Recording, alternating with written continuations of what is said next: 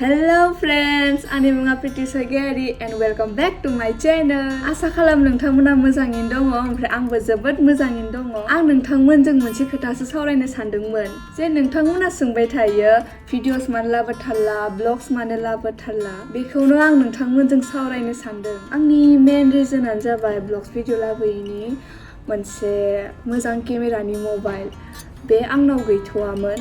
Blogs बानायनो बिदिनो भिडिअसफोर बानायनो मोजां माने केमेरा नांगौ गोनां जायोना बे टाइमाव आंना गैयामोन।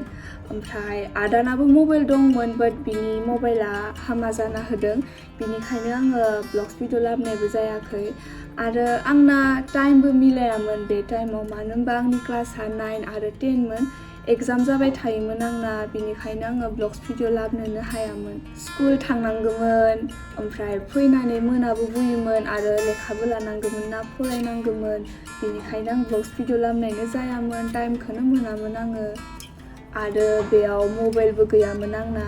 आदाया खामानिनि थाखाय मबाइल नांगौ जायोना बिनिखायनो बिनिखौबो टाइम होनो हाया बिनिखायनो आङो टाइम गैयिनि ब्लग्स भिडिअफोरखौ लाबोनाय जायाखै फ्रेन्ड्स।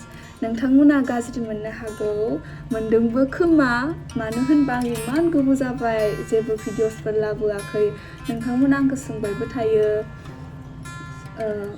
स' बेनो आंनि रिजोना लोगोफोर मानो थाखाय आं ब्लग्स भिडिअ लाबोआखै।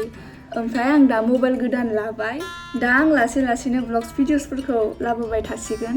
नोंथांमोना नायलांबाय थादो आंनि ब्लग्सफोरखौ आं लासै लासैनो हगारबाय थागोन ओमफ्राय नोंथांमोना आंखौ सापर्ट खालामबाय थादो। थैंक इउ बाय बाय।